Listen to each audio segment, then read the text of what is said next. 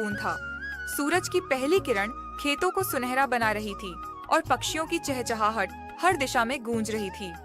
इस गांव का नाम शांतिपुर था, लेकिन यहाँ रहने वाले हर इंसान की जिंदगी में शांति शायद कम ही थी। उन्हीं में से एक था अर्जुन। एक सीधा साधा इंसान था जो किस्मत पर बहुत भरोसा करता था, पर उसकी किस्मत ने उसे हमेशा धोखा ही दिया था। मेहनत करने में वह कभी पीछे नहीं रहा, लेकिन तकदीर जैसे उसकी राह में हर बार रोड़े अटका देती। अर्जुन अपने छोटे से मिट्टी के घर में बैठा था। उसकी आंखों में चिंता साफ झलक रही थी। उसके हाथ में एक पत्र था जिसमें लिखा था कि उसे गांव की जमीन छोड़नी होगी क्योंकि वह कर्ज नहीं चुका पाया था। कब तक ये कर्ज की लाचारी मेरी जिंदगी का हिस्सा बनी रहेगी? मैंने हर मुमकिन कोशिश की, पर मेरी तकदीर हर बार मुझे ठगा है। उसकी पत्नी राधा कमरे में प्रवेश करती है। अर्जुन, क्या हुआ? तुम इतने परेशान क्यों हो? तकदीर का खेल है राधा। लगता है मैं इस जिंदगी में कभी जीत नहीं पाऊंगा। देखो, ये पत्र, हमें ये घर भी छोड़ना पड़ेगा। तकदीर तो सिर्फ एक बहाना है अर्जुन। हमें हिम्मत से काम लेना होगा। हर मुश्किल का हल होता है, बस हमें उस तक पहुंचने की कोशिश करनी होगी। किस कोशिश की बात कर रही हो राधा? मैंने क्या कम कोशिश की है? फिर भी हर बार खाली हाथ रहा हूँ। लगता है मेरी तकदीर ही खराब है।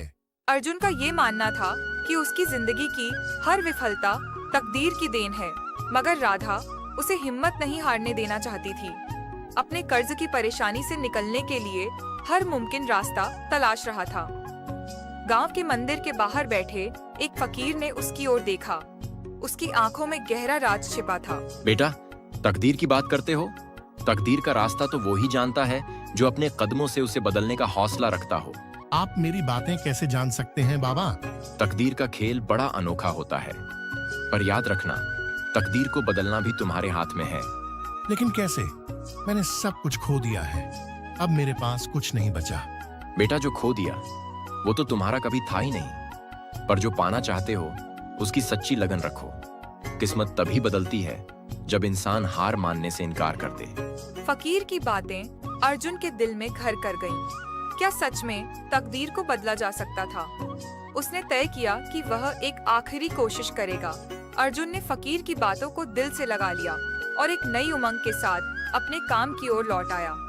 उसने गांव के पास के शहर में जाकर नया काम ढूंढने की कोशिश की। कई दिनों तक वह दर दर भटका, लेकिन कोई काम नहीं मिला। एक दिन उसकी मुलाकात हुई मनीष से, जो शहर का एक बड़ा व्यापारी था। मनीष ने अर्जुन के जज्बे और ईमानदारी को देखकर उसे अपने व्यापार में काम दे दिया। तुम्हारी आंखों में मेहनत की चमक है अर्जुन। ये चमक तुम्हें आगे ले जाएगी। बस भरोसा रखो और पूरी लगन से काम करो। धन्यवाद साहब, मैं कभी आपको निराश नहीं करूंगा।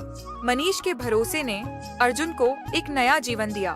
उसने दिन रात मेहनत की और जल्द ही मनीष के व्यापार में उसकी एक अलग पहचान बन गई। उसका आत्मविश्वास लौट आया था। कई महीनों बाद अर्जुन ने इतना पैसा कमा लिया था कि वह अपना कर्ज चुका सके। उसने गांव वापस जाने का फैसला किया। गांव लौटते ही उसने सबसे पहले मंदिर के उस फकीर को ढूंढा जिसने उसकी जिंदगी की दिशा बदली थी।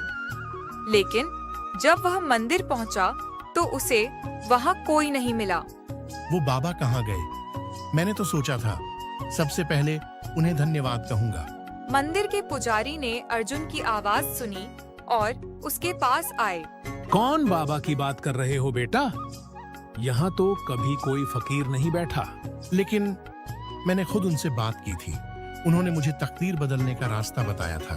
तकदीर को समझने वाले अक्सर इस दुनिया से परे होते हैं।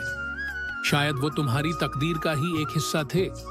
अर्जुन को अब एहसास हुआ कि किस्मत और मेहनत एक ही सिक्के के दो पहलू हैं। किस्मत वही बदलता है जो खुद पर भरोसा रखता है। अर्जुन ने अपने गांव में एक नई शुरुआत की। उसकी मेहनत रंग लाई और अब वह एक खुशहाल जिंदगी जी रहा था। गांव के लोग उसे इज्जत की निगाह से देखते थे।